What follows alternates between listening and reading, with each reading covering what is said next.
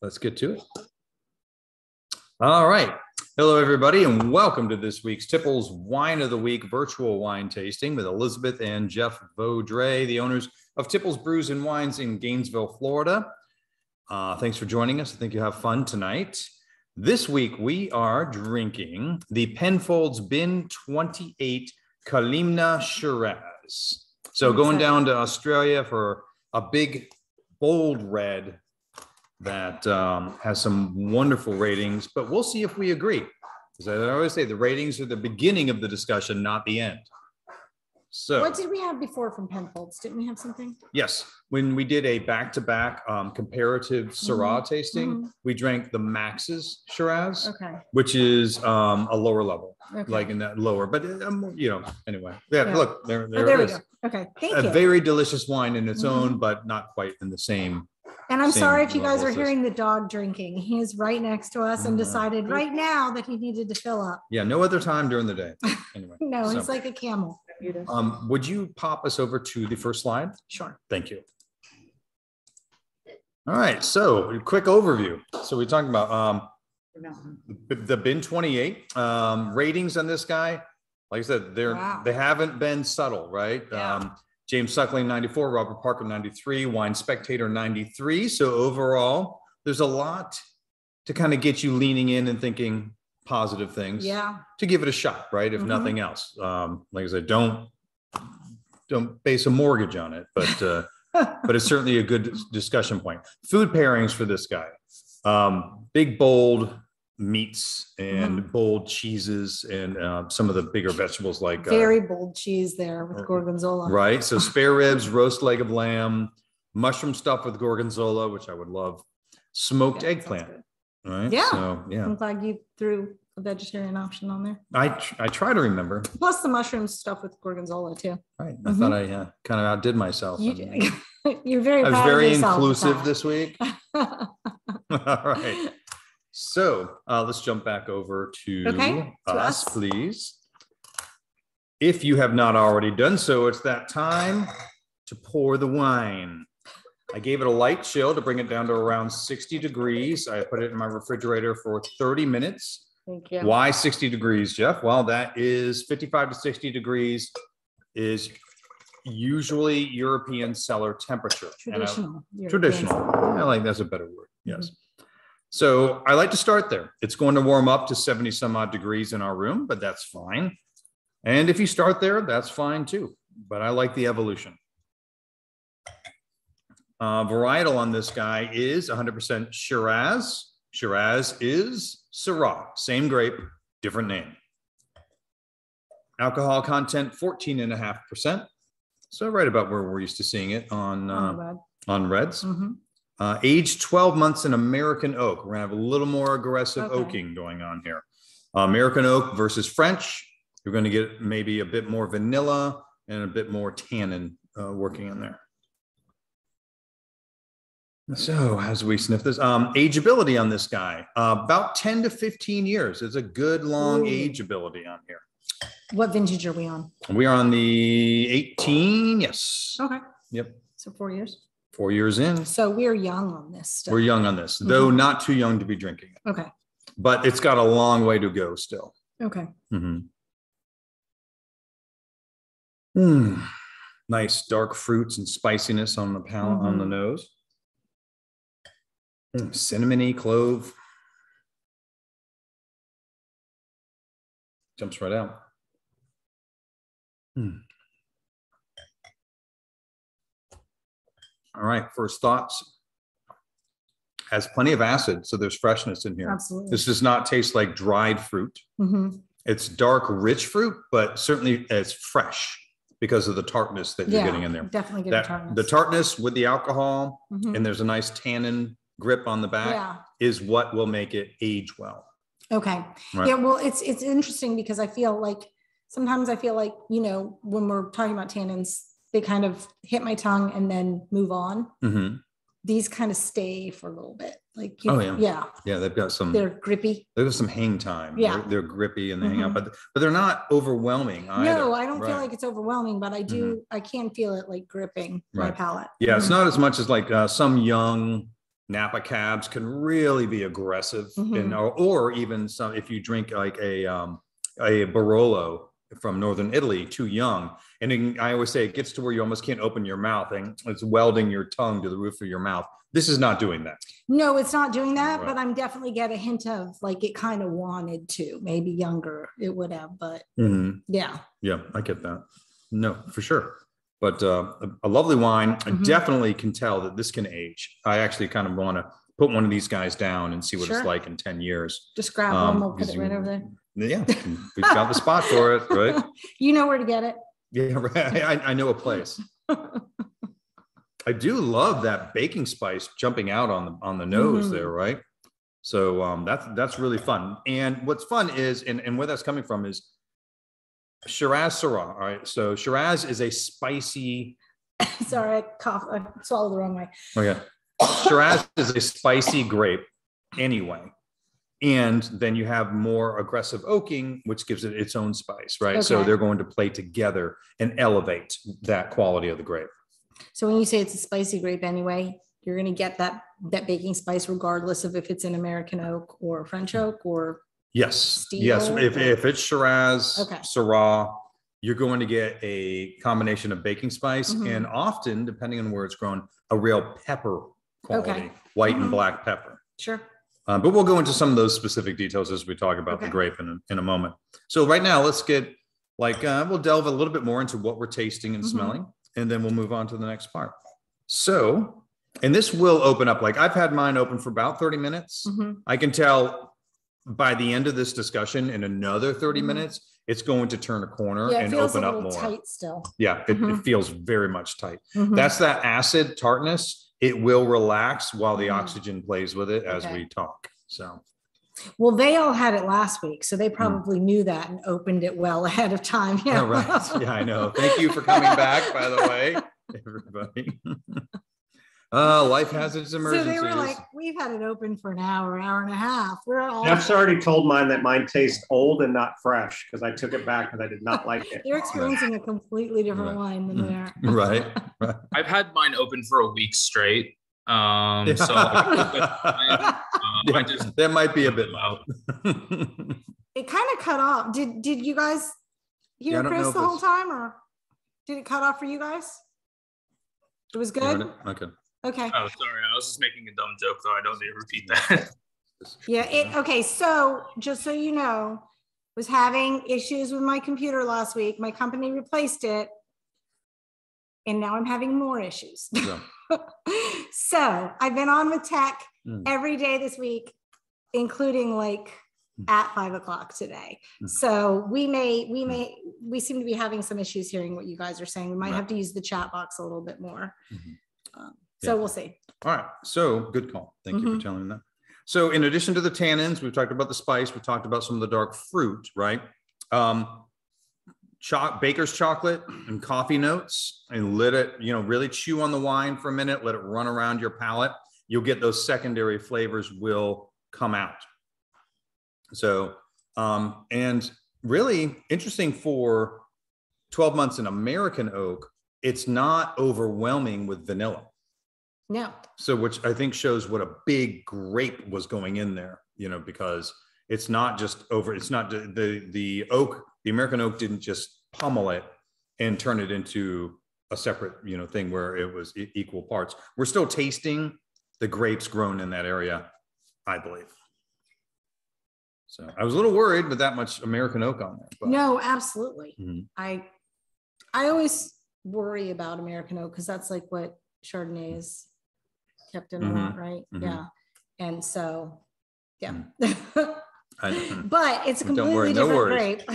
So, yeah. Yeah. Nice grip on there. Oh, lovely. Good call. That's what I'm getting. Plum skin. Thank you for mentioning that. Yes, absolutely. Yeah. That's a great part on the, on that fruit, where you get into, so black cherry, I have plum written down here, plum skin makes total sense. Or the fancy wine word for any kind of a fruit skin is a fruit leather. Oh, that's right. Right. So you could say plum fruit leather, or you could say plum skin, and we all know what you're talking about. So, yeah. But plum leather, people might be like, what? Plum leather? Yeah. What is that? Yeah. So look, now you can be a wine snob and use the word leather instead of skin. Exactly. Fruit leather. Okay. All right. So let's jump back over. We'll talk about our label review real quick. Yes. Okay. See, I feel like I should have a tune from when we transition to that. Label review. That's the new That's the jingle tune. for it. Boom. Okay. Nailed it. First try. Here we go. All right. So Penfolds bin 28. So we'll talk a little bit about the bin system. We'll start now and then we'll go in there. So what does bin 28 mean? There's no reason anyone would know until you know more about Penfolds. No one else uses that system. It's specifically Penfolds. It's specifically Penfolds. Okay. So what is the bin system? Why not just put it out there before we even go forward? Right. The bin system simply is they're a winery where they grab and they age wines from different vineyards and different blends all in one location. So they have a bin area where that wine is. Okay. That's all it is. It's no more exotic than that. It's just their organization system. It's their organizational system. This comes from bin 28. Which is kind of anticlimactic for their really nice wines, right? But that's what it means. I don't know. For those of us who really appreciate organization, it's a plus for me. There you go. There you go. So Kalimna actually references the growing area. Okay. So it's more of a specific spot. So see, when I first looked at this, because then you told me it was 100% Shiraz, but when I first looked at it, I was like, oh, that's some other grape I've never heard of. Sure. And maybe it's like primarily that because it's first. It's first, right? No, yeah. So that's a growing region. Okay. All right. So and then you look at South Australia. All right. South Australia is a province in Australia. So it's not just saying, oh, from somewhere in the south of Australia. Okay. It actually means more than it would sound when you know this. So yeah, it is a name of a specific wine growing and a specific territory within Australia. So it is more specific than it sounds. Right. Penfolds, it tells you the year established, 1844. I'm going to tell you that later on too, but it's been around a hot minute. Yeah. Right. Jeez. They've got the vintage on there. First bin 28, I love that they throw that on there. It was 1958-9, right? Okay. So bin 28, by the way, was the very first bin named wine that Penfolds ever created. Wow. So the first one named with a bin was bin 28. Okay. So this has been around a long time. They consider this to be the flagship expression of what they want to make for a long time. Well, no wonder they're getting 94s and 93s and stuff now. They've been doing it forever. So they have. They're pretty happy with it. It's been almost 100 years. You said 1928, right? What's that? Oh, 1959 for the first of these. Of those? Okay. Oh, yeah. Yeah. And 1844 for when they began making. I got the 28 from the bin. Right. So let's go over to the back. Once again, Kalimna Shiraz, South Australia. So it's kind of repeating, which is fine.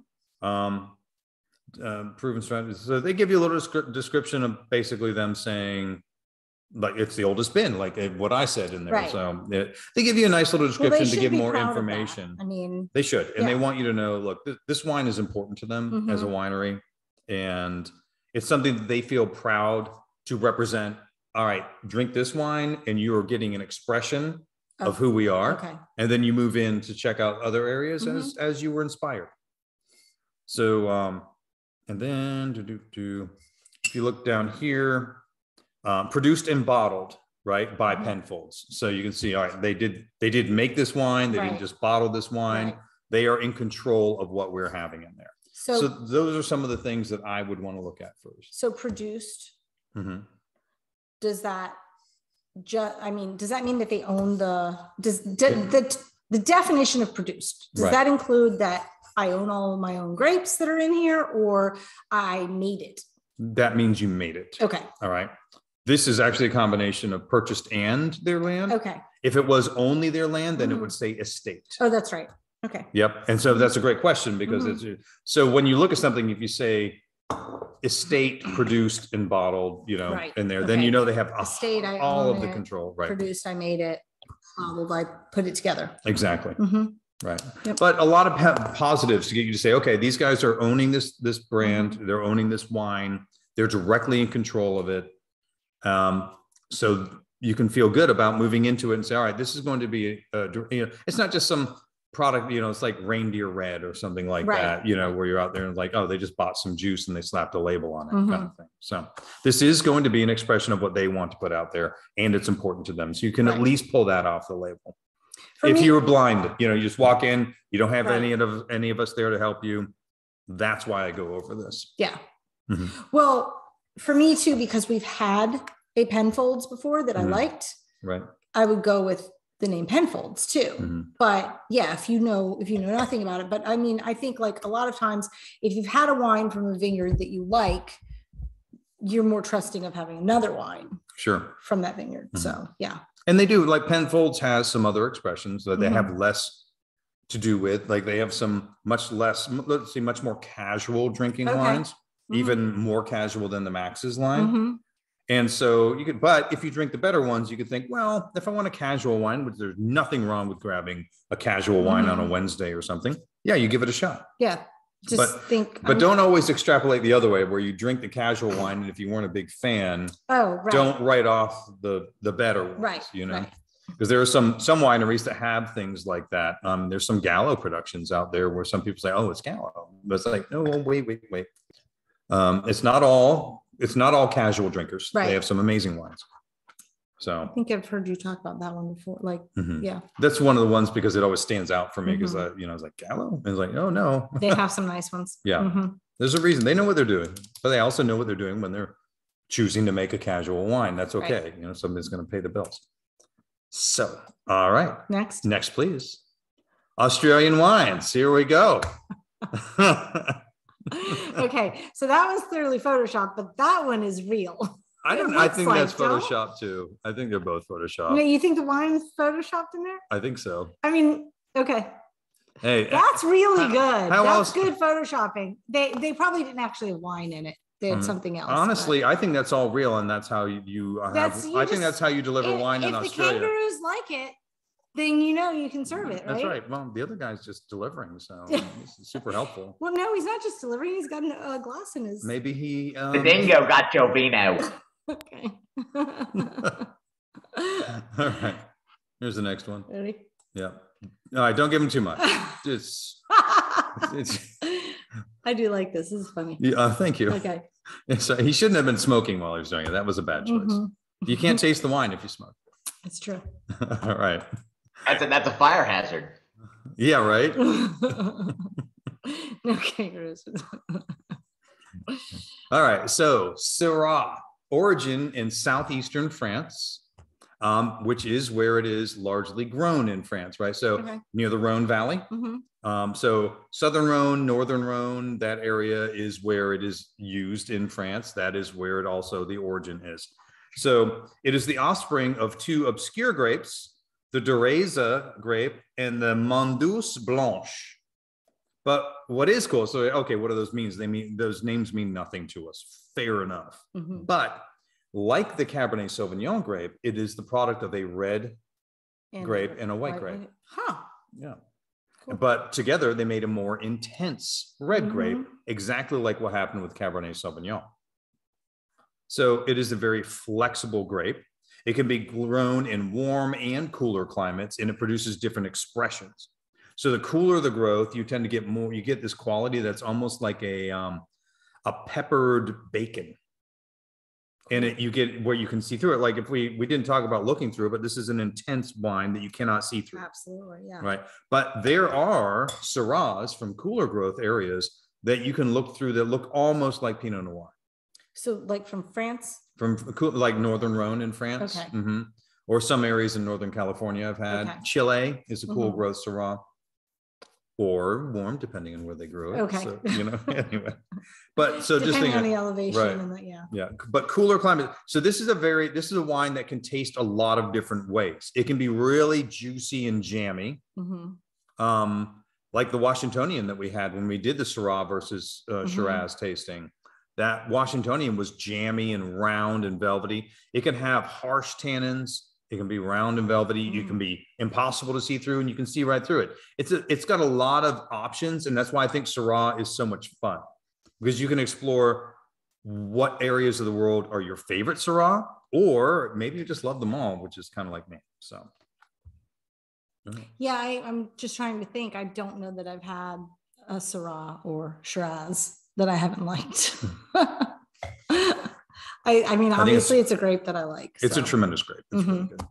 Next one, please. All right. So primary flavors we're looking at here: blueberry, black plum, chocolate, tobacco, green peppercorn. That's going with that herby thing. We talked about a lot of different spices.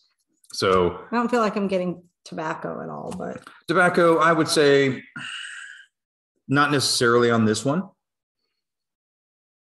As it's opening up, maybe a little bit more on the nose now, because the nose is less. Yeah, I said that, and then I was like, right, maybe. Yeah, the nose has changed because it had all that like cinnamon clove, and now it's much more. It's a little different. It's kind of tobacco-y. Full-bodied, absolutely. It always tends to have a nice full body. Dry, definitely.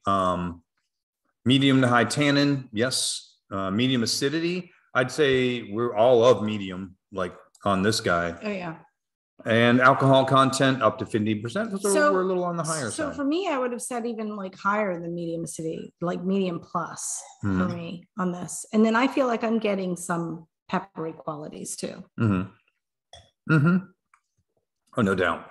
And especially on the palate. Yeah. Yeah. I don't know that I'm getting it on the nose. And honestly, when it was fresh and young right out of the bottle, it was much more in the baking spice, and now it's turning more into what I expected, which is more of that tobacco, some herb, and green pepper, where you want to get something with like a rosemary lamb or something going on in there because it would complement it nicely. I mean, I'd do rosemary something. I wouldn't do lamb, but you can do that. Okay. All right. Next one, please. So Shiraz, being a distinct area, does get some of its own flavors, right? So within the spectrum that can be Syrah, narrowing it down into Shiraz. So we've got blackberry, black cherry, pipe tobacco, camphor. So to me, I'm getting more of just tobacco rather than a camphor. Yeah, the one that we had the other night, I got camphor from, but yeah. Right. Well, and that's going to happen because they're around the Australian tree that I'm trying to think of. Is that the baobab? No, the one. That's the eucalyptus. Eucalyptus. Thank you. That's what word I was looking for. Thank you. They're going to get that camphor quality because of the eucalyptus trees. And you get that in their Cabernet Sauvignon quite a bit down in Australia. And then clove, which we grabbed right away on here. So the it's not a map, but Australia being on here, they're not saying you're growing this all over Australia. They're just saying it comes from Australia. Right. They're just saying it comes from Australia. Yeah. So if from it's what Shiraz, I remember, it's just like the southern part. Right. Right. Yeah. Yes, it is. And you'll see that. We're going to those maps in a moment.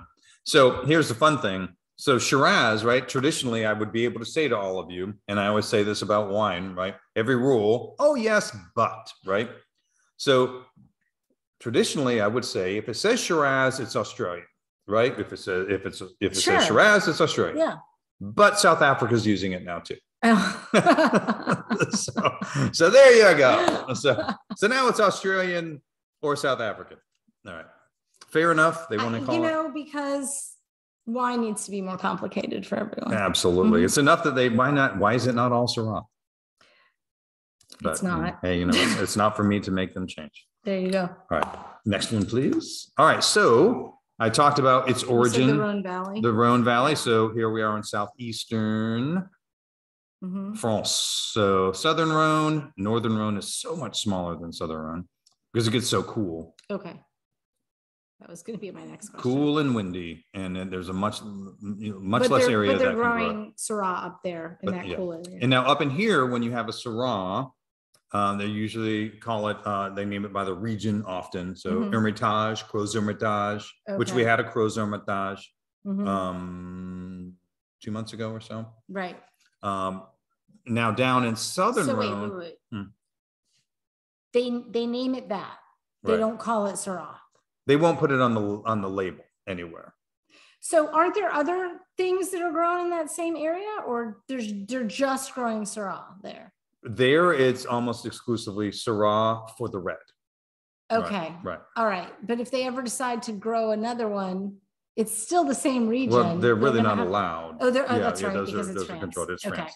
They control what they it control is. it. Now, in southern France, they're red blends. Okay. So usually, not exclusively, but GSM, Grenache, Syrah, Mourvedre are the dominant reds for the southern Rhone.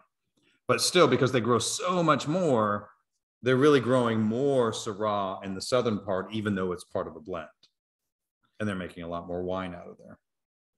Okay. You know. Yeah, but you're not getting when you're drinking a blend, you're getting characteristics of it, but not like you're not getting a pure expression of it like you're getting up with 100%. So, but they're growing a lot more. So they are. Yeah, that's interesting. I have found one pure Syrah from Southern Rhone, which drank much more like Shiraz. Oh, yeah, because it was warm. Because it's warm. Yeah. So,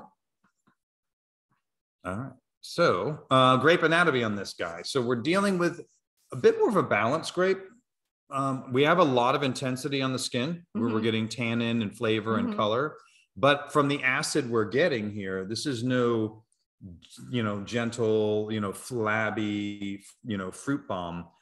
We've got a really nice freshness and it gives it enough to age. And that is one of the most important parts of aging is starting with a wine that has some acid. Acid, higher alcohol, tannins, these are all wonderful things to help out. And acid being incredibly important because you look at something like Riesling, which is one of the white wines that can age the most, and it has low alcohol and no tannins, but a ton of acid, so it can still age. So. I remember we had a Riesling, and that was one of the things you said it could age, and I was just shocked because I don't ever associate like whites with aging, but yeah, the Rieslings can do it. Yep. All right, next one, please. All right, so where in the world are we this week? We're in the northern growing latitude, and here we are. No, southern growing latitude. I was just talking about the origin, and I flip-flopped it in my mind. Excuse me. Southern growing latitude on the southern part of Australia, just like you were saying. And you can see, like they showed all of Australia. There's no grapes going on up there. No. It's desert. No, all of New Zealand. I mean, not that you can't grow grapes in a desert. The Spanish will show you that, but they don't. Right, but the Spanish are right in the middle of that northern growing latitude. So so this is in South Australia down here. And here we go. See, I mentioned the territory of South Australia is where it is. And we are here in the Barossa Valley. So wait, go back a moment. Okay. Do we ever get Tasmanian wines? Yes. Do we have one? They're Pinot Noir and Chardonnay driven. That would be so cool to try. I do have one. Yeah, I do have a Pinot, and it's quite good. Oh, there we go. Yeah. I actually have two. Oh. So here we are. We're up in the Barossa Valley, inland a little bit, going up in elevation. So you're moving away from the ocean. You're still getting a breeze to help cool it off because it's incredibly hot there, but they get a bit of a breeze. But here we're also gaining an elevation to cool that off. Basically, intensely warm days, quickly cooling nights because the cool air from up in the mountains rushes down as soon as the heat of the day is off and quickly stops those grapes from becoming overly ripe. It's what you've talked about in the Andes too, right? Yes. Like the hot days and quickly cooling. So let's see. So okay, wait. Look at the bottom. Rotten Bully Coonawarra. Coonawarra. I love that name. Coonawarra. Yeah, they have some great names. Right. So next. Yes. All right. So Barossa Valley. So here we are. Shiraz was first planted there about 1847. And what do we have here? We have 1844 as when Penfolds started. So literally they were starting it. I'm going to say that this whole area looks a lot more verdant than I'm used to seeing when we pull up like great pictures, It is. I'm used to saying, like there's a lot of times where it just looks beige in between. Oh, right. Or gray in between. That's true. Yeah, it's true. Absolutely. You look at some of the areas in Spain. Right. Yeah. Where it just looks like how can humans even live there, let alone grapevines, right? But yes, it is beautiful, right? Well, I mean, they're always beautiful, but it's just interesting because like looking at the green in between, I would think the soil was richer, but clearly not because you have grapevines growing. Right. So it still quickly moves water down low, getting it away from the roots. Away from, well, down to the lower roots. Okay. But, getting it off the top where it would tend to create too much humidity or put rot up onto the grapes, that kind of a thing. Tends to be, as we've seen a bunch of times before, kind of rocky, clay, and sand. But enough of it to where clearly, that you get some nice greenery going there. And when they say warm here, because of the influence from the ocean and everything, their peak ripening time is January because they're in the southern hemisphere, right? So they're the opposite from us. And a lot of their highs are 70. So, honestly, it looks like an area that would make Jeff very happy. I would be constantly in a hoodie and sweaters. Yeah, you might be a little chilly, but I would be extremely happy there. On average, only about 6 inches of rain during the growing season. Really? Yeah, so that's the big thing that allows them is they don't get, so they obviously get rain during what would be their winter during our summer. And that allows the vines to strengthen for what's to come. But then it really gets nice and dry. They just give them, and they have to irrigate because but it allows them complete control over when the water hits, how much of it gets in there, so that late in the season, they can extend the ripening phase of the grape without diluting the juice, which we've heard that before, but that's how they do it here again. Yeah, it just makes sense. All right. And there they are during harvest. So not bad. I love to see the palms with it. Yeah, right. Yeah. So mountains in the background, and right. Yeah, I agree. It looks like a beautiful area. I'd love to go visit. It looks like a church there. It does. Maybe. Probably is. All right. So we're off to Penfolds. So who is the sponsor, right? So Penfolds began in 1844, was begun by Dr. Christopher and Mary Penfold. They brought wine clippings with them from France. Okay. Christopher was a medical doctor, and much of his time was taken up treating the patients in the area while they began working with wine. Mary was the dominant force for the winery. That's fantastic. Yes. Back in 1844? So they started in 1844. In 1870, Christopher died. Oh. And Mary was 100% in control from then on.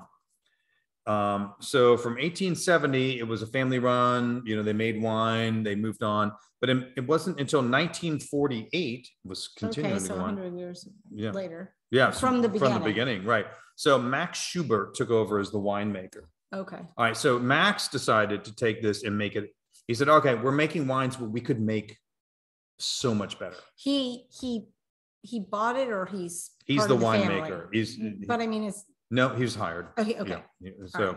So Max, but he was obviously an integral part of it. So literally the Penfolds family still owned it. They hired him. Okay. But he was so much a part of it. The Max's Shiraz, the Max's line, that's named after Max. Yeah. Wow. Yeah. So Max Schubert, he created the Grange, which is the highest rated Australian wine ever created. Grange. The Grange, what was which it is rated? a Shiraz, 100 points. Yeah. Multiple times. Yeah. That's amazing. Yeah. I can actually get some of that once in a while, but it's amazing. So he elevated Australian wine, said, you know what, we can do more. Doesn't it just have to be table wine that didn't have to be shipped as far. So that was their big breakthrough, like as a country, like, our big breakthrough was like in the 1970s. Yeah. Max working. What's it called? The thing with France. Oh, the Judgment of Paris. Judgment of Paris. Right. Yeah. The big change in Australia was because of Max working on these wines. Wow. And somebody could disagree with me, but I think you would be hard pressed. I mean, that's really cool to be able to trace it back to one person. Right. Yeah. No, incredible. Incredible winemaker with a real vision, and he made it happen. So in 1959, the bin system was created, simply named for the storage cellars that they're in. So it always seems so mysterious and like, it's a storage cellar. Yeah, but it's okay. No, you know what I love about it? It's they made it so it is like something you look at it and you think, what's Bin 28? Whatever. They created a mystique. It's a great marketing gimmick, even though it's something that they're using just to organize themselves. Well, I like the fact that it just kind of also speaks of Australian pragmatism, where they don't take anything too seriously either. That's from Bin 28. That's it. Boom, done. All right. So it just seems very Australian to me. Yeah, no, I could see that. All right, next one. All right, so there's a little glimpse into their tasting room, which looks rather modern and sleek and beautiful. It does. I was actually surprised because they've been around for so long. So clearly, I mean, they've redone it, but that's very cool. And we have a couple of videos. It's been my new thing. Okay. So, but you can get an even better look all around.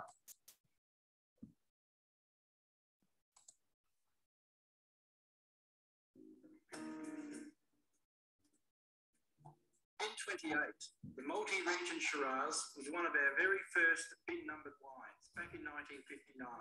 Its consistency through the vintages ever since has kept it one of our most popular.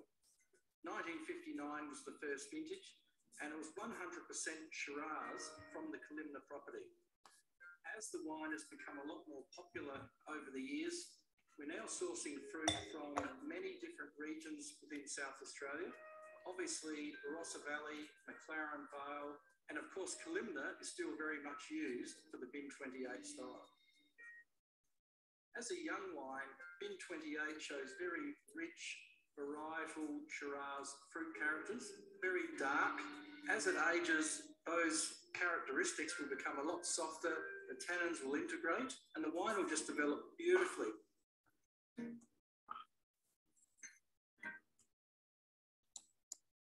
Well, couldn't have said it better myself, right? And then it always wants to grab it again. Here's another one. Yep. Oh, do we have drone footage? Kind of look like Probably. It from the, It's been a week.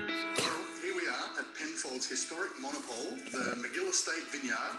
George, what's so special about the vines here? Well, this is the site of the very first Penfolds vineyard, with 5.2 hectares of Shiraz. It's quite a unique site. It's got a nice westerly aspect, and that helps us ripen quite early in the season. And Steve, we get some pretty good fruit off this vineyard, don't we? Yeah, the fruit's outstanding. And since 1983, primarily all used for Penfolds McGill Estate Shiraz. All made in the old historic winery, only a few hundred metres from here.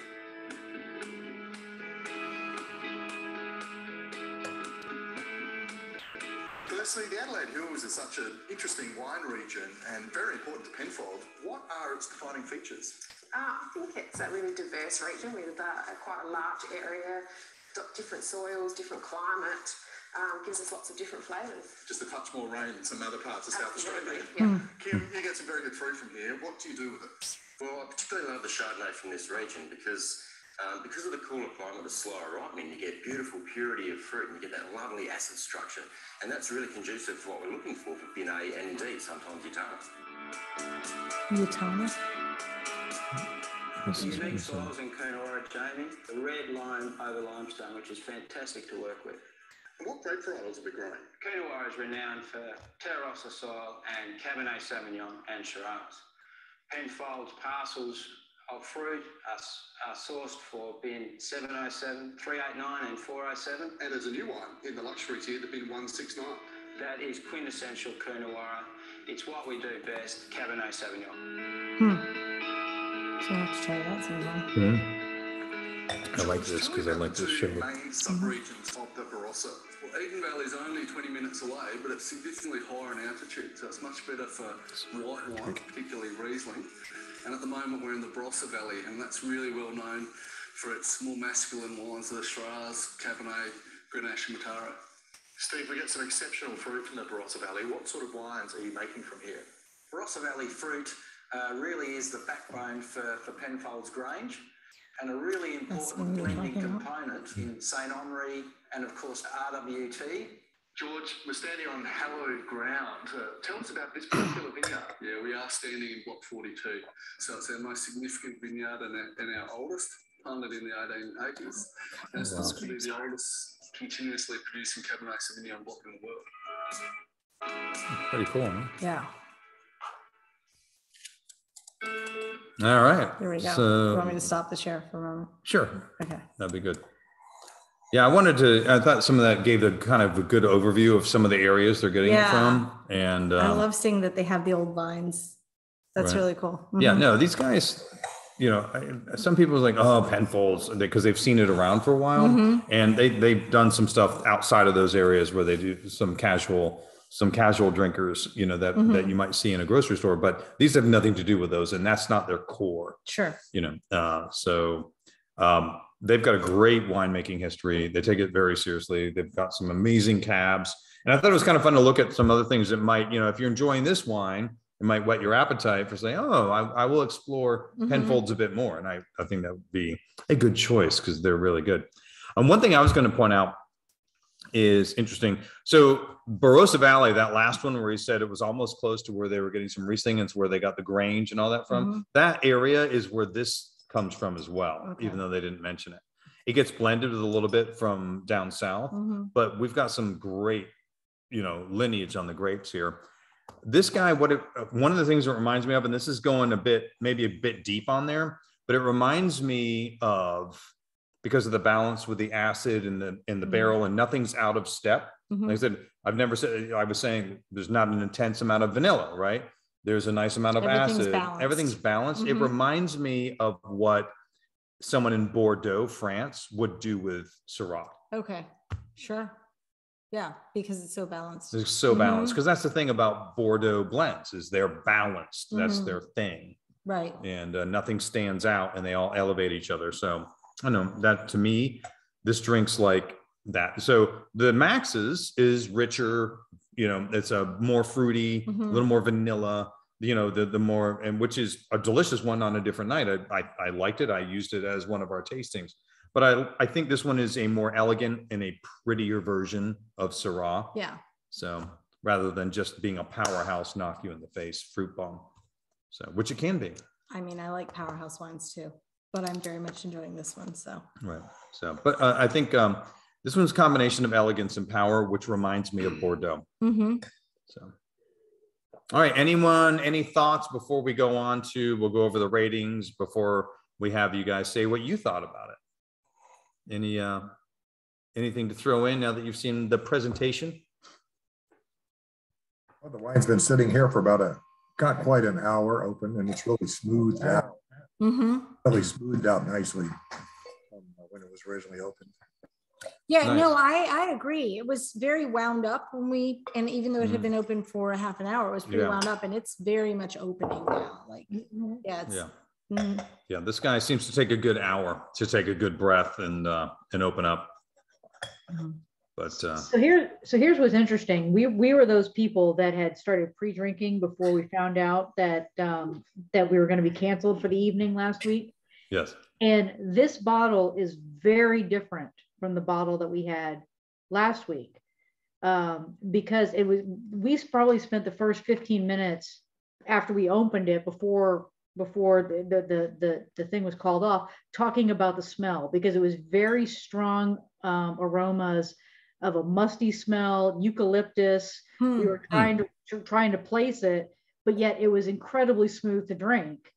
Now this week it has the more typical Shiraz aromas, but it's got more of a bite to it than the bottle did last week. So it's really fascinating how different it was. And we're sitting here thinking, we wish we had them side by side, but knowing how much time we spent last week talking about the eucalyptus and the musty, probably tobacco type smells and things like that, compared to this week where it's much more the pepper and things. So interesting. This week's a lot better. She likes it better. I'm back and forth. Was it a different vintage last week? No, the same. We don't think so. No, it's the same. Really? Yeah, that's interesting. I would not expect variation in a larger vineyard like Penfolds, Right, and that's what we're sitting here talking about, trying to figure out, did we not chill it as much? Did we not do something much? But there really is a very distinct difference in the smell, particularly the aromas, particularly, but even the taste. Last week was much smoother than this week's. Interesting. Very interesting. I didn't have it last week, so and you didn't either. No, I did not. So Anybody else notice that? No, because I had very similar last week. We're the only people that down the bottle. You got the lucky bottle. I think you guys are spot on. I just, like I told Jeff, I was not a big fan of this thing last week at all, and this week I don't have near the words you do. I find it drinkable this week. There you go. That's fine. And like I say, that's why I always emphasize that wine is about what you like in the end. And then we can talk about all the different things that we're tasting and they coalesce into something you like or not, which is okay. Right. And then Linda mentioned she didn't have this bottle last week. So I know there were a couple of people in that situation too. Oh, that's right. Because we ran out because everyone bought it. Right. Yeah. And so, and we had it, and then I got the same order in again this week as if it was the wine of the week for the first time. Yeah. And we only have 2 bottles left in the store. So there you go. It has done well. Yeah. So we haven't heard from Linda. Is it okay now that she has the right bottle? Was that? Oh, yeah. Linda, do you like it now that you have the right bottle? I do enjoy it. I enjoyed the one last week as well. So they're both really good. Oh, there you go. I'm glad you liked it. Any other questions or comments before we move on? Wait, what did she have last week? What? Which one did she have last week? So I grabbed Jeff. Which one was it? It was Chilean, the Chilean Syrah. The Montes Alpha Syrah. Yes, that's right. I remember. It was really good. I love that wine. I do. So good. Yeah.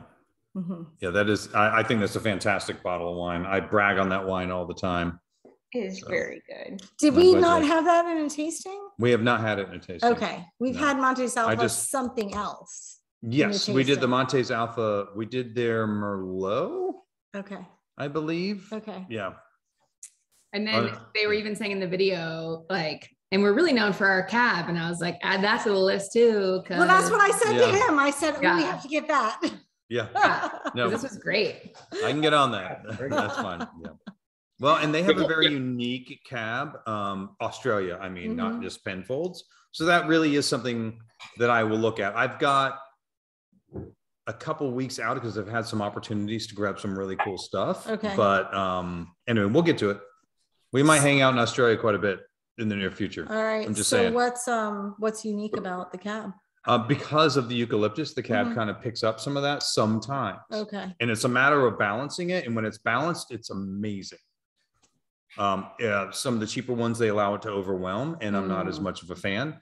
But it's kind of like Chilean cab, where when it's done properly and they get to the ripeness and that little bit of an herbacity that happens in Chile becomes smokiness, then I'm just a huge fan.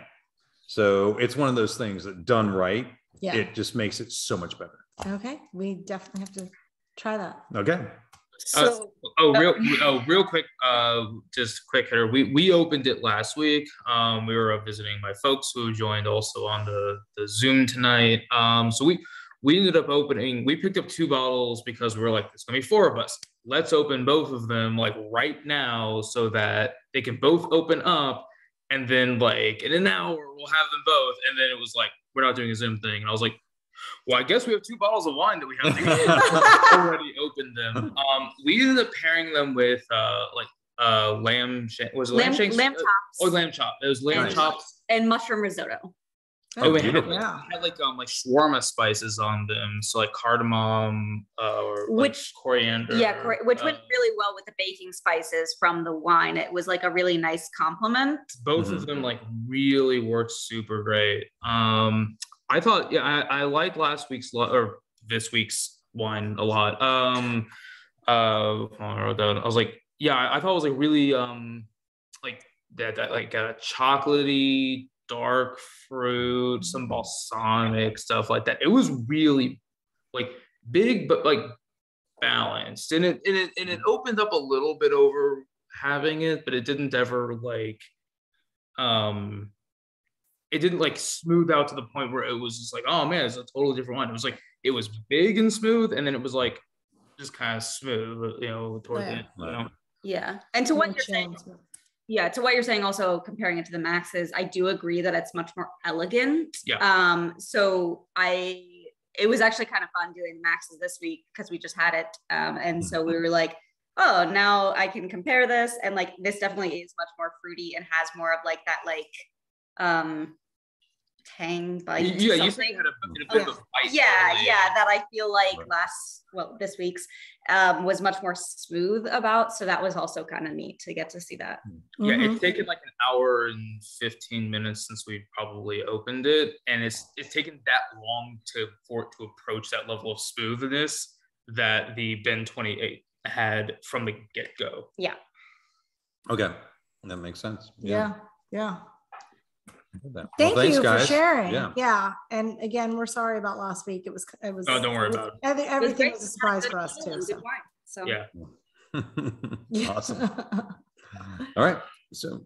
Do you want to? Okay. Let's jump over. Explain the ratings to everybody. All right. So ratings such as they are, right? So this guy's lined up a pile of outstanding ratings, right? Wine of superior character and style. There is like I always said, there's a subjectiveness to that, but it's going to be a combination of how much do you enjoy it empirically and how does it line up versus wines that are also Shiraz from Australia, right? So, and I believe, that's kind of how they coalesce their ratings.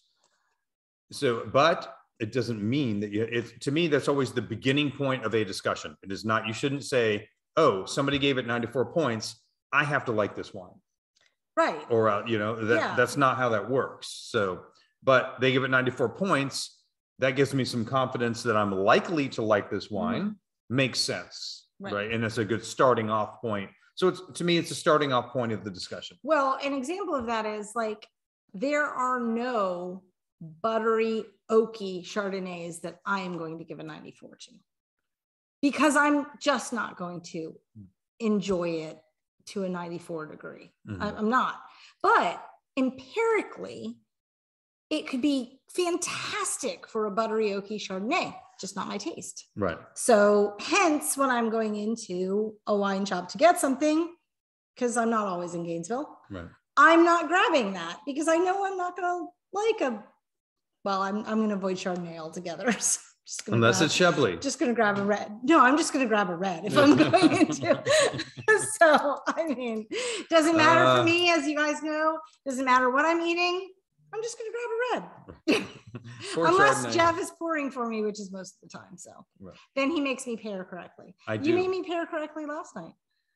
Yes. We had a caprese salad with scallops and we had a white.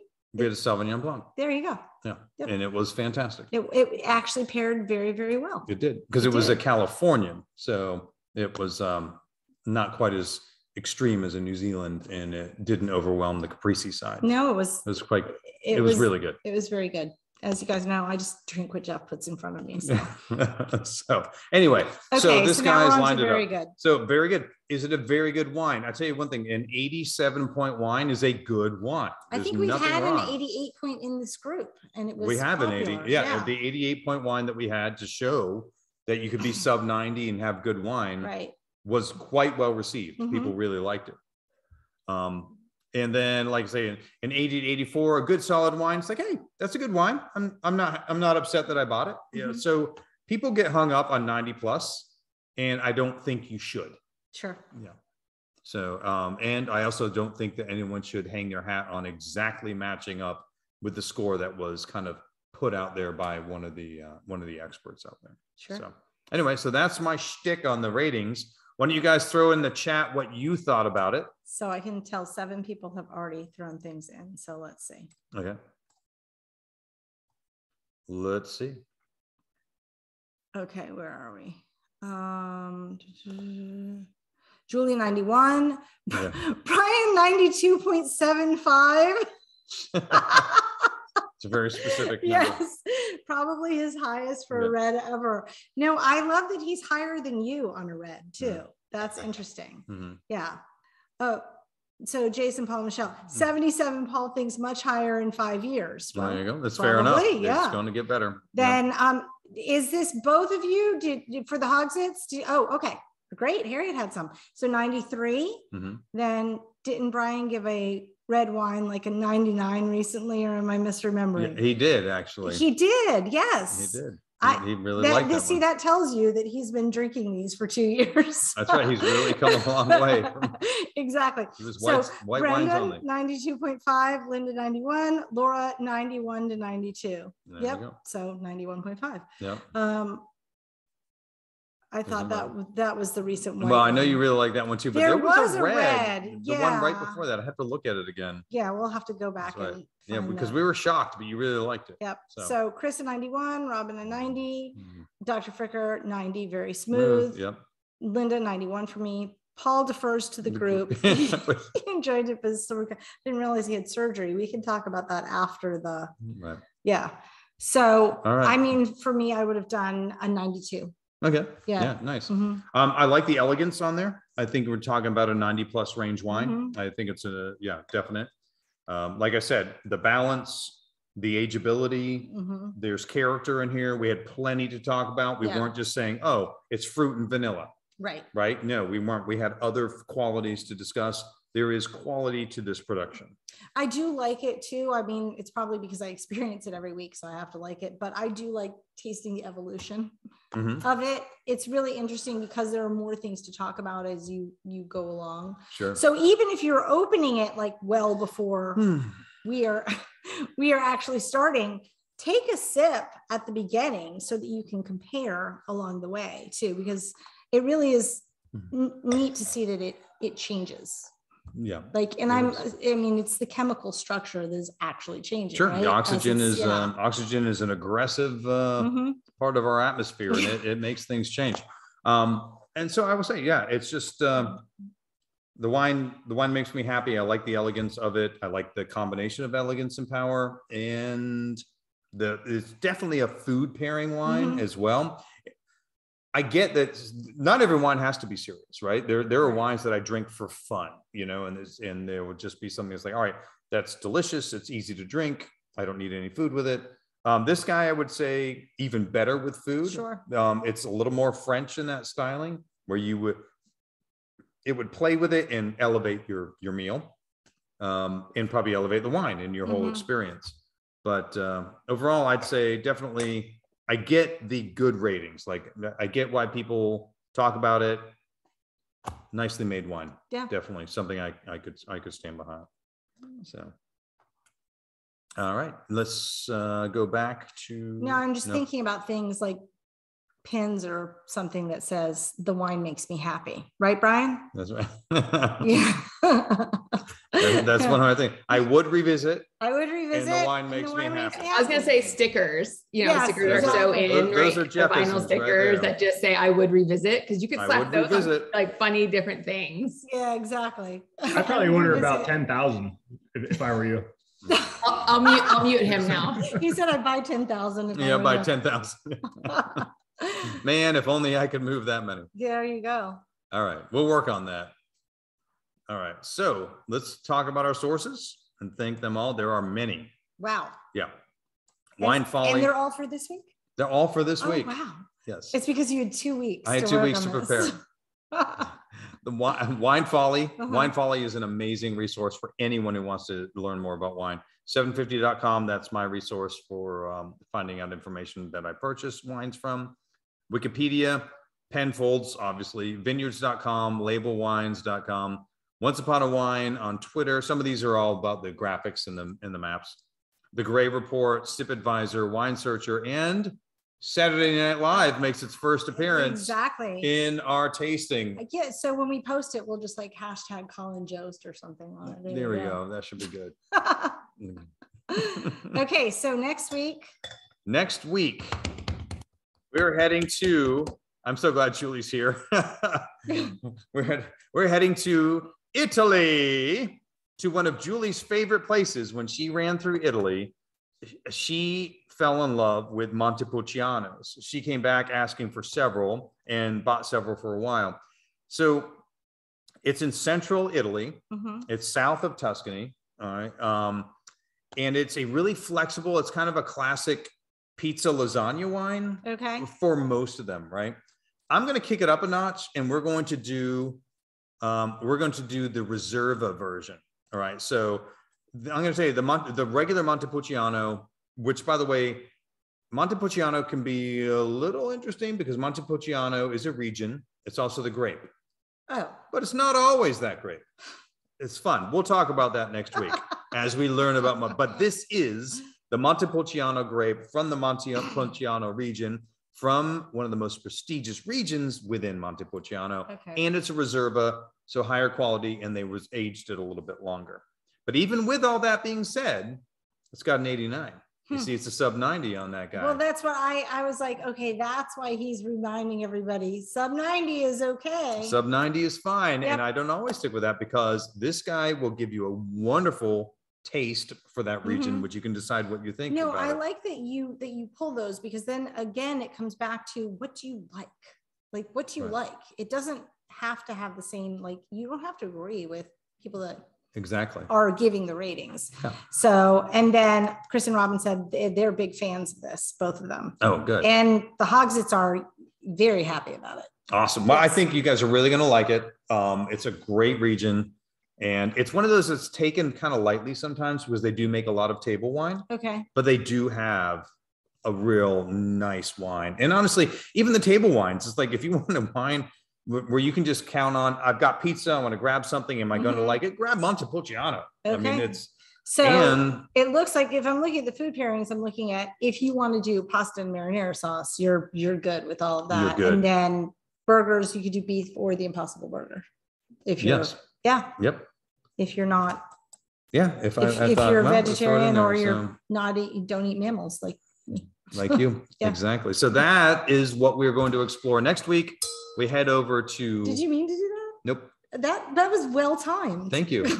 But I know Julie, when she got back from her trip to Italy, was all about Montepulciano for about a year. So okay, I'm excited. And now you'll know why once you drink this. And I kept sending pictures like, can you get this wine? He's like, oh, Julie, someone made that in their backyard, but I can get you something similar. Exactly. She kept saying there's so many of them. Like it doesn't come to the US, Julie, but it's Montepulciano here. You remember the little Frog Prince one that went away? That one was really good. It's so good. Yeah. So anyway. So Linda's excited too. So. Well, good. I hope you guys come back. I'm glad you're excited about it. I'm excited to share it.